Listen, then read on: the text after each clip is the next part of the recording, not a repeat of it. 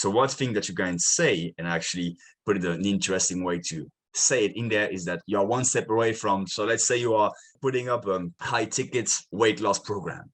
You're one step away from getting in the shape of your life.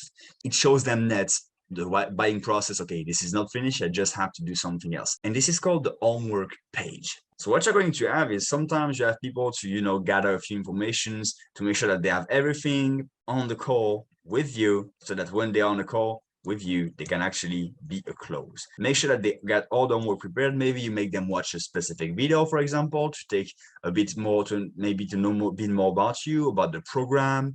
And one of the great things that you can do is add some social proof in there to, validate the fact that they made the right decision, like all the testimonials, written testimonials, or like social proof, things like that.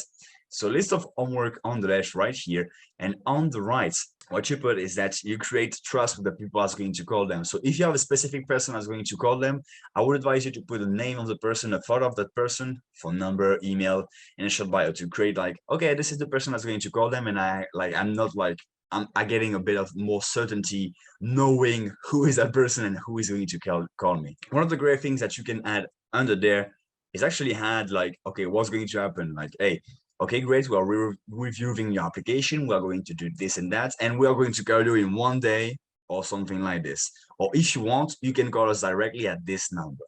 That's the process I would advise you guys to have. Now, guys, maybe you have some questions on what exactly you can put on that follow, or maybe you want specific examples of, hey, what can I put as questions in the application form as well? Because how can I qualify, and what can I say to qualify those people to make sure I get the best of the best of the best, and I get the customers that I really want? Well, if you know that, if you want to know more that in detail, I would advise you guys to go and check out gabrieljulié.com/action plan, because today I'm going to put up an action plan on how you can execute and create your iTicket page like this, iTicket phone funnel.